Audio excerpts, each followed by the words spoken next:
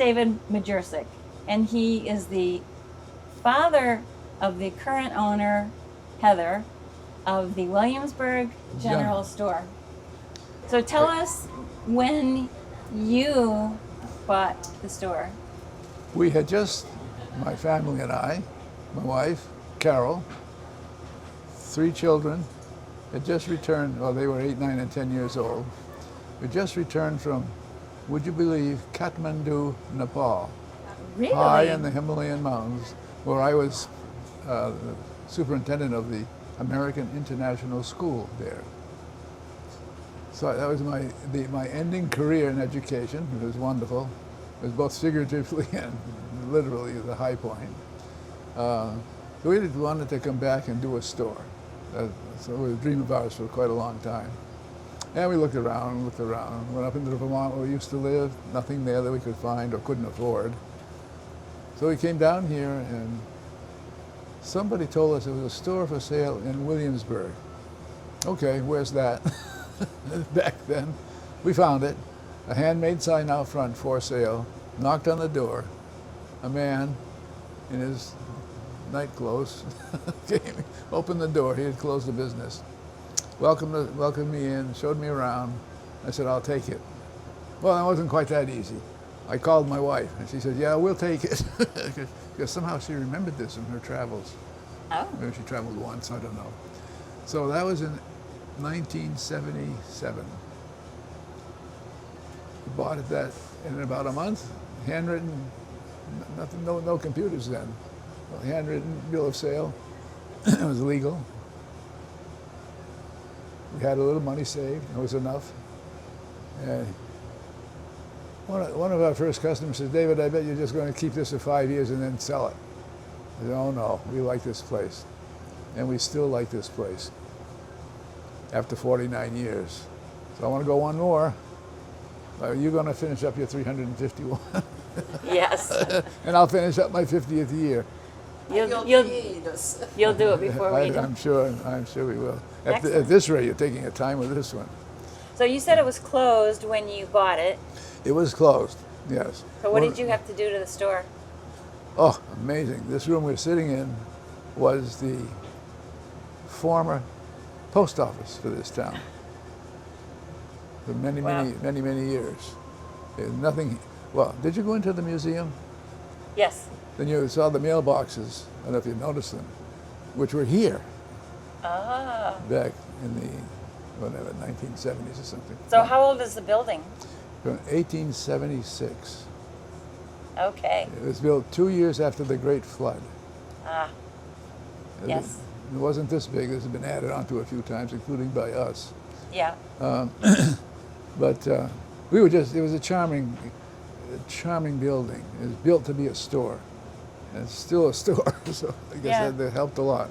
Yeah. Coming into town, it's on the right side of the road, so people see it coming up around into town. Mm-hmm. And we've got a wonderful community. Williamsburg is absolutely fantastic. So what are the highlights, some of the highlights of the things that you have here? The bakery is most popular. That's a highlight. Mm-hmm. My wife started that. She did, okay. She's good at everything. Even taking care of me. And so she started, actually she didn't start baking here. When we first here, she didn't have time for that. But there were some neighbors who were providing baked goods, bread really, for the previous owner. And they provided it to us at first. And then that got busy, so we got another baker. So I had 3 bakers bringing bread and they all looked different. White bread all. So my wife decided we're going to do it ourselves. So we had a little oven and a lot of spirit and lots of fresh apples, which we peeled ourselves and made apple pie. And then eventually, within a few months, Carol got the idea of something new.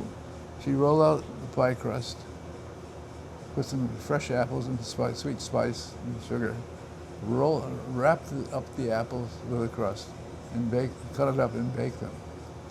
And these delicious little you probably saw them by the bakery. And they're called what? They're called Wrapples, wrapped apple. Oh, okay. Pretty clever, hey? Yeah, it is, but you don't just have apple. Oh, we have all kinds, all fresh. Blueberry, peach, strawberry, rhubarb. Oh, Wow. we're a little past the season now, but we have it every year. Pecan pie. Oh man, everything delicious.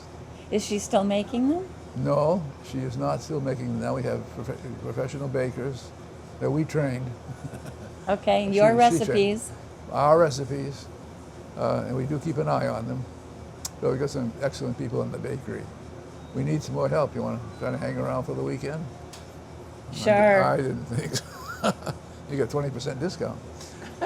Marcia would love to stay. Only if I Well can done. sample everything. Oh yeah, well you could. We She wouldn't- likes to be hands-on, so you know. we wouldn't notice. So that's how that began, and what she then produced for baked goods sold so fast. Finally hired another baker to help her, and here we are.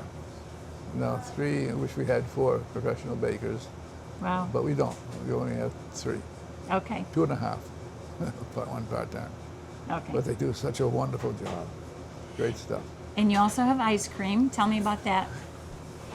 The previous owner was very fussy. He was an antiques dealer, really, which is a lot of his furniture he left here for us. You see that old stuff. But he was very fussy about everything, really, but especially about ice cream. And he was quite expert at it. So he found the ice cream people in Pennsylvania, tried their wares, loved it, and when we bought the store, there was still some here, which we ate, of course. We hadn't opened it. Very good ice cream. Okay. So you continue to get that. Yeah, that's from Harrisburg, Pennsylvania. Wonderful. Amish country. Fussy people, good stuff. Anyway, what else? So you have how many flavors of ice cream? Oh, we have 30. Okay. Can you believe 30 in a little place like this? Yeah, that's a lot. Oh, it's so good, and it sells quite fast. Give me some examples of things that you sell that people would be looking for, maybe some of the more popular items, or maybe some unusual items.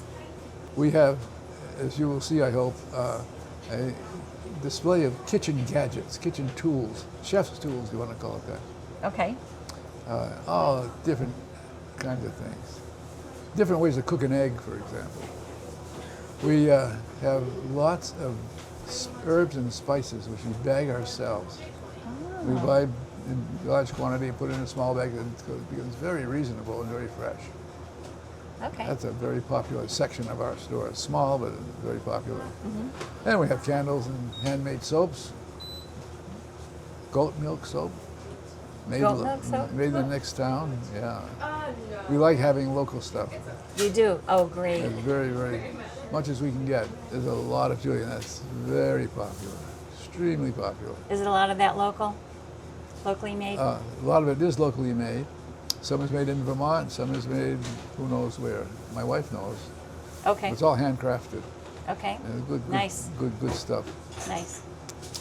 And we have every kind of incense you could ever imagine, Okay.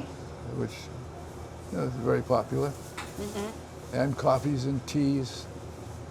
Oh, lots of coffees and teas. Local, Some local, roasted, yes. roasted, yeah. Some is from California. Okay. Wherever we get, what we want quality, and that's what we do. We find it where we find it, we get it. Okay. But as much as we can do local, we do.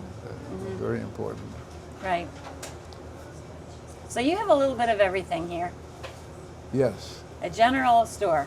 We have a seasonal section, so around Christmas it really shines, sparkles, with all those kinds of things for your tree, for whatever, lots of gifts. Okay. We have an interesting and very popular toy section. Oh. Would you believe that grandmothers come in with, Yes, I believe with it. their grandchildren? And it makes it very easy. They can just stand and wait. Oh, they got a little money. I know that feeling. I'll show you that area. That's a popular area. From little toddlers that sit on the floor and play with things to older kids. Fun place. Uh-huh. We have T-shirts that have animals on it, drawings of animals. They go out in the sunlight, they turn color. Whoa. That's so cool. In like 5 seconds. It's Wow. black and white, and suddenly it's all colorful. Oh. Really, really cool. Yeah. Tell us about your daughter is owning the store now. How did you talk her into that? Pretty easy. Okay. Well, she grew up with this store. She's our eldest. We have 3 children very close together, but she was the eldest, and really enjoyed it since before we opened. Actually, she helped us put it together. So she's been with it ever since. She went to the University of Massachusetts. All 3 of my children did. Our children went to UMass, Uh-huh. and she came back to the store and just kept working, and wanted to own it. So we made that easy for her. And she decided to buy it. She's very saving. She saves a lot of money. Wonderful person that way. Wow. But she's also very bright.